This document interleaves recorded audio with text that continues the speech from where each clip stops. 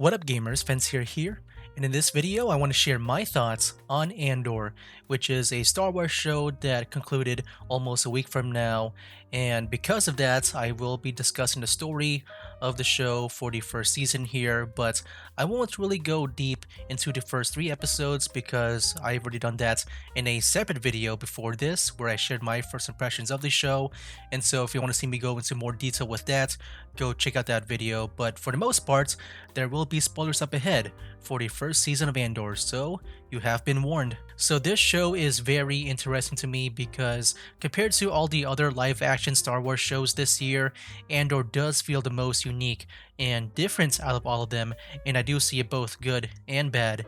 The good thing about the show is that compared to the Book of Boba Fett and Obi-Wan Kenobi, the story is so good and the best by far this year when compared to those two. But on the other hand, I do have some complaints about it where I think the show does lack in the Star Wars identity, where it just doesn't feel like Star Wars at all, where I feel like I would praise the show more if it was not written in the Star Wars universe. And yeah, I know that's a hot topic right now about the show. And so yeah, let's get into it. So to start, let's talk about the story, in which I'll be covering by arcs. Now I've already done the first arc, which was on Ferrix, in which Andor wanted to get off the planet, and that pretty much covered episodes 1 to 3. And so once again, if you want to see my thoughts on those, go check out my first impressions video. But yeah, moving on to the next arc over here, we do have the heist arc, and I think this was a very interesting arc as well. So in this story, we have Luthen recruiting Andor to join his group on the planet Aldhani to pull off a heist against this Imperial base there and to steal a bunch of their credits or money. Credits are the currency in Star Wars. And to make sure that they can pull it off the best way that they can, Andor and the group that he was recruited in did make some preparations to make sure that they can achieve this, especially since that they recruited Andor at the very last minute. And some of the things that they did was to make sure that Andor can pilot the ship that they plan to escape from within the basin, and to also train Andor and the subgroup that he was in to walk and act like the Imperials from that base, since that group is going to disguise themselves as the Imperials to infiltrate that base there. And I like this scene here a lot because at some point Andor does give his feedback on how to better walk and act like them. And I like this a lot because it does enforce his quality or trait that he said to Luthen back in episode 3, where he was able to easily steal like the Imperial device because he was able to just walk and act like them. And so I feel like because of this moment here, it does prove like that Andor is qualified for this job. There was some drama along the way, but in the end, they were able to pull off the heist, and it was really awesome to see this heist play off because it felt really intense. Also, the scene where they tried to take off from the base in the ship, and the whole like meteor shower, the eye thing, like yeah, that was one of the most beautiful scenes I would say in Star Wars in general. But yeah, even though they were able to pull it off successfully, not everyone made it out alive. I would say that it's pretty much Andor, Cinta, and Vel that survive the whole thing. But yeah, I do like this arc in general. I think pretty much it's the same way that I feel with the first arc, where I think the last episode in the arc is really good, but I do think the first 2 episodes in this arc could be combined because I think in both of them, I think the middle episode just feels like a bunch of nothing. It's not really something I want to return to in a weekly basis. Like, I feel like I can already get everything from a single episode. Now, before we head into the next arc here, we do have one episode that sets that up, where Andor returns to Ferrix to settle some things with people that he knows, especially with Marva, because he does want to make sure that, you know, she's in a safe place to get off planet and to maybe live a new life in a peaceful way, like away from the stormtroopers on that planet now. But Marva declines. She wants to stay on Ferrix to do some rebellion work, and because of that, Andor decided to leave alone and decided to spend some time on this resort planet called Niamos under the name of Keith Girgo, but at some point he did get arrested and was mistaken for, I guess, a criminal or something, and was sent to a prison in the planet of Narkina 5. And now we get into my favorite part of the show, which is the prison arc, in which, yeah, this is my favorite arc out of all of them.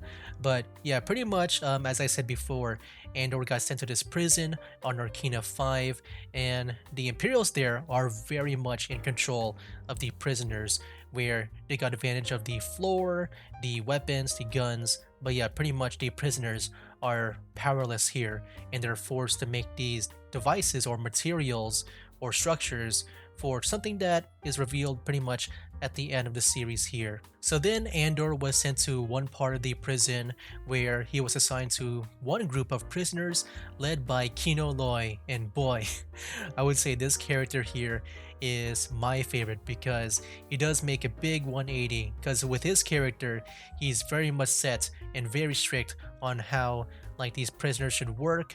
He doesn't want any thoughts of like breaking any rules because he wants to get out of there like in the most best way as possible.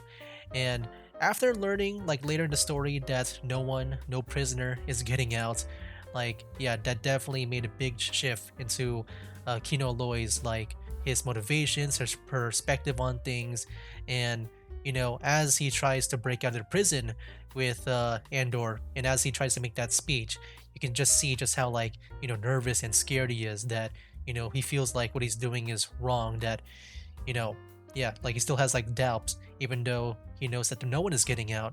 But yeah, after making that speech, after I guess finding the courage to make it a lot better, yeah, I think Kino Loy here is my favorite character in Andor. But yeah, I'm not gonna lie, guys. Kino Loy, other than Andor, was like the only character that I really remember. Like, I don't think they really introduced the other characters that well and make us remember them. Like, compared to like the prison arc, like I would say my main critique of this arc here is that really none of the other characters feel that memorable to me. So as I mentioned before, there was a prison breakout, and this was a very feel-good moment, especially after that speech from Kino Loy.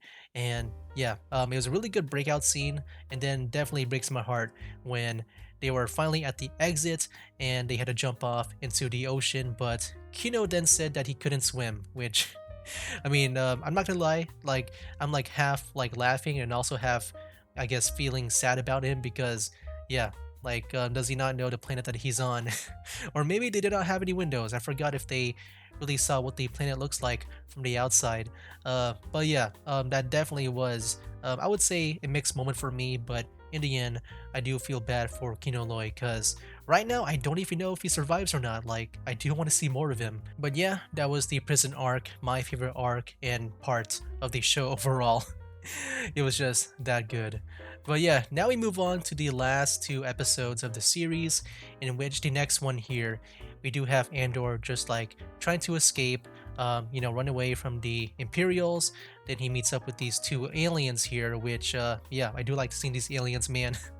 I feel like one of my other critiques in the show is that there was a lack of aliens, and I would say for the most part here, this feels like the most out of the aliens that we got in this show. But yeah, he was able to escape Narkina 5 using their ship to escape along with them. And then later he finds out, like going back to Niamos, I believe it's Niamos. But yeah, pretty much he was on the phone with one of his buddies back in Ferrix, and he learns that his mother died, which yeah, definitely is sad. And also like looking into like Dedra's story here, we do know that there might be an ambush on Andor if he does try to go back to go to Marva's funeral. And then the last episode here was pretty big. We have Marva's funeral. She made this really awesome and inspiring speech about going up against the Empire. And then you have like the main Imperial officer guy just like trying to cover like the hologram of Marva, because yeah, pretty much he doesn't like what she's saying there. And then this whole fight starts out with the people of Ferrix against the Imperials and the Stormtroopers. It was a really awesome thing to see. But yeah, then we do have like Andor's friends getting off the planet, and Andor pretty much joining Luthen into what I guess to be is the rebellion here. Like this might be the start of the actual rebellion. But yeah, that was pretty much the whole show over here. And as you can notice, I only talked about Andor's story here because to me, that's really the main important thing that I feel like is worth following. I think all the other characters like Cyril, Dedra, Mon Mothma, all of that, to me, they just don't feel that good to me to really talk about a lot. But if I had to talk about them really quick here, I would say that Andor's friends back at Ferrix was pretty much nothing. Like it really felt like meh. I would say I care about them the least out of the side characters here. And then we have Mon Mothma here, which, yeah, her story was just all about like family drama and her having trouble just like withdrawing money, like large amount of money without the officials noticing. I don't know. I just feel like I just didn't feel like it was really worth talking about. And then we have Cyril, who is like the biggest disappointment when it comes to the side character stories because he was pretty good at the very beginning, episodes 1 to 3, but then he just got like downgraded for just him eating cereal. Yeah. Cyril is just eating cereal for the most part of this show. But I would say over time, it does get better. I think especially at the end here. But yeah, I just feel like Cyril's story, like after episode 3, was just a bunch of nothing. We also have Luthen here, which is kind of weird to call a side character. But yeah, pretty much after episode 3, there wasn't really much going on with him behind the scenes.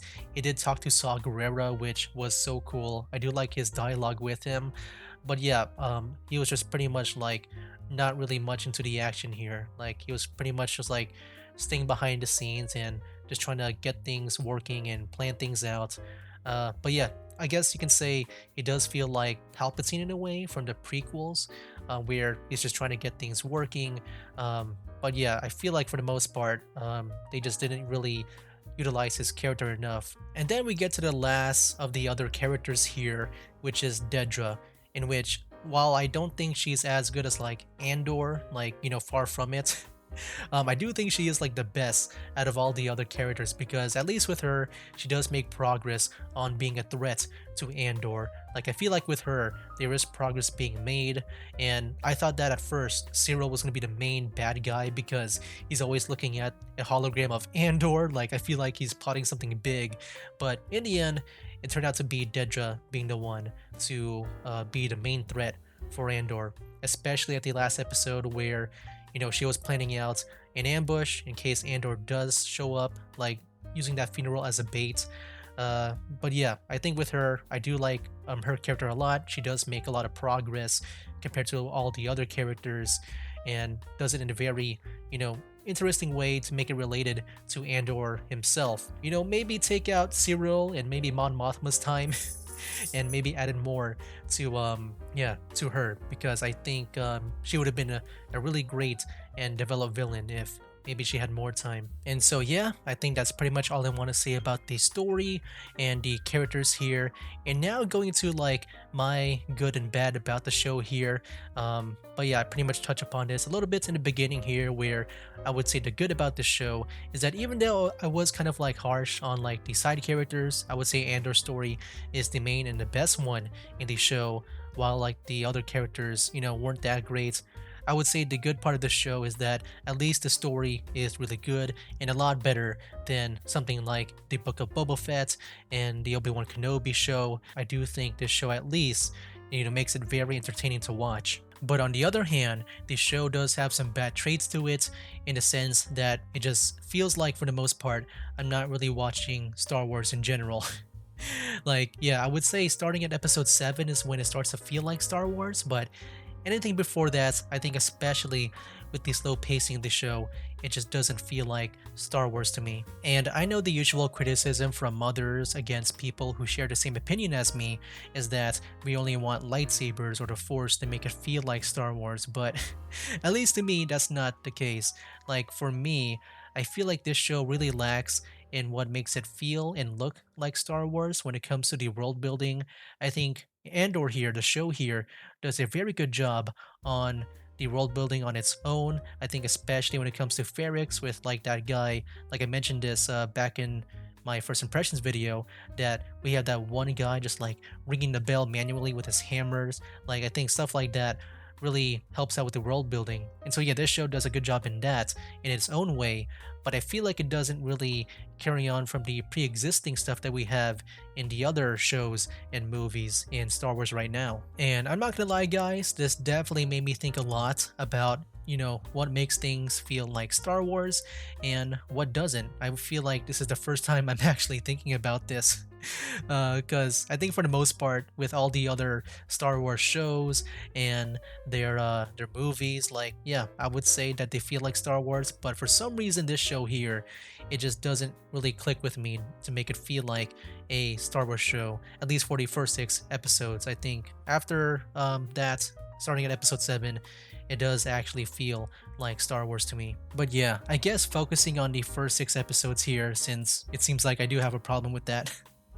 Yeah, let's talk about what makes it feel like Star Wars and what doesn't. Well, I guess the only thing really that makes it feel like Star Wars in those episodes would be B2EMO, because yeah, that's foreign, that's a droid, it's not a human, where I feel like this whole show is filled with human main characters. I also feel like there's a lack of aliens where, compared to B2EMO, like they're not really reoccurring characters. They only have like maybe a few lines. Like there's only I think 2 in the first 3 episodes. I forgot from which episodes, but yeah, there was the one where they were working at a desk, and also another one where they were acting like a bodyguard for this other guy, and yeah, they only had like a few lines. But yeah, like comparing that to like other shows, like other Star Wars movies and shows, like yeah, they definitely had more of a presence with the aliens. Like they're not just like background characters, they actually have a lot of lines to talk with the human characters. And then there's the lack of stormtroopers, in which I can understand the first 3 episodes. The main, I guess, military force in that would be the officers from Morlana 1, and they were kind of like their own thing, I believe. They're not really part with the stormtroopers and stuff. But then you get the heist arc, where a lot of the Imperial guards there, like their forces, are just like these guys who look like the Imperial officers, and they kind of like play the role of the stormtroopers. And I've always found that to be really weird because, stormtroopers, they're usually what you see everywhere whenever you see an Imperial like base or something, or any kind of force. And so yeah, it's kind of weird that we didn't even see one of them there. It's why I say starting from episode 7 is when it does start to feel like Star Wars, because we then start to see the stormtroopers, these shore troopers, even more aliens talking. It's like what I said earlier, where it does feel refreshing to see Andor talk to these 2 aliens as he tries to escape from the prison, and they speak in a different language. Like yeah, stuff like that, it definitely starts to make it feel like Star Wars. Whereas I feel like the first 6, there was definitely a lack of it. And because of the slow pacing, it does make it feel like it takes forever to get to the Star Wars stuff in general. And I guess my suggestion to remedy this is to, well, one, replace all those Imperial like officer looking guys with actual stormtroopers, because stormtroopers are pretty much an icon to Star Wars. It's one of the first things you recognize when you think of Star Wars, and also they're like the main force of the Empire. So yeah, I think have them replace those Imperial officer guys,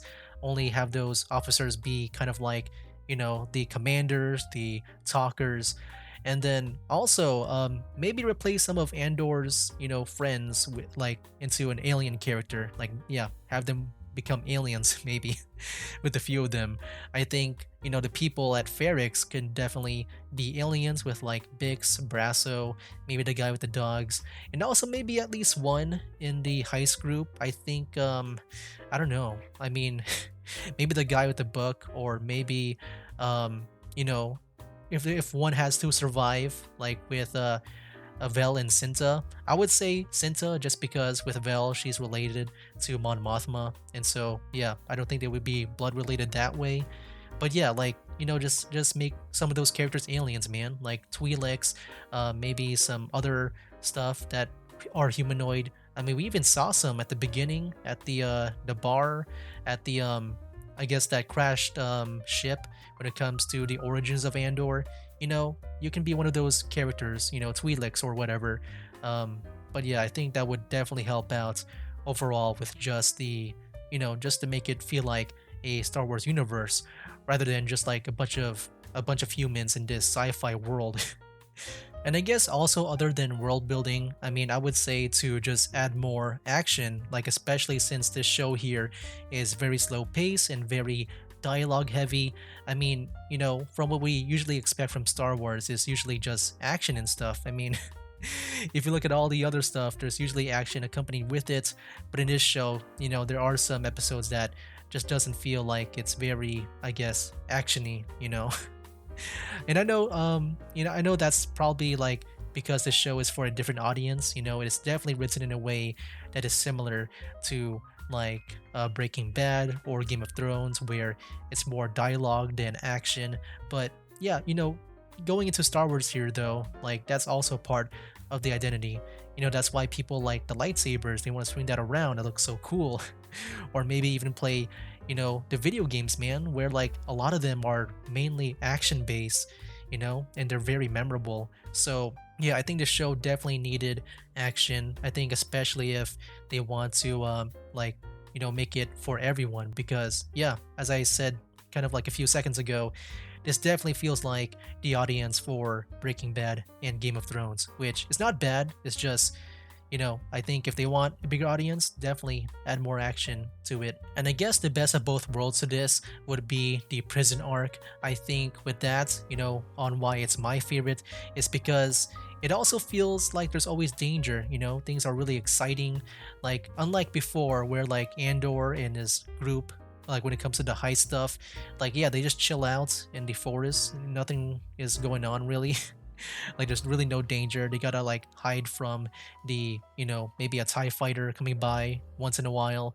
But yeah, with the prison, man, like I just feel like with that, there's always danger around.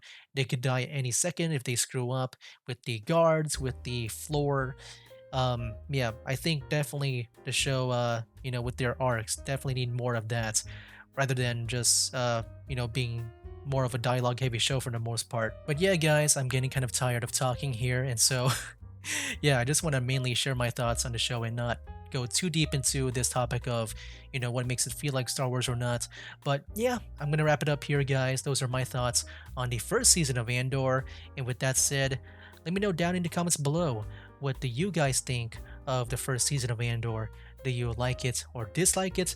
Love it or hate it? Let me know down in the comments below. I would definitely love to hear your thoughts about it. And I don't think there's really any right side to this. I know there's this whole argument going on with like people who like it and dislike it. For me, I think it's more of like where you come from and how you see it, because yeah, I would say this show here definitely written for a different audience, but at the same time, it can be good with its writing, but also bad with it not feeling like Star Wars. So yeah, I think there's really no wrong side to this. It's just where you're coming from. I think everyone has their own unique perspective on this. And yeah, I don't really care like which one you feel. I just think, as long as you like it, it's good for you. If you don't like it, then yeah, let's talk about it down in the comments below. So yeah, guys, that's all I want to say. Looking forward to season 2, because I feel like season 2 here, like especially at the ending credits here, like I feel like it's gonna be definitely more going towards Rogue One, like and more Star Wars like. You're like, yeah, I'm just really looking forward to that. So anyway, guys, that'll be it for now. That's game.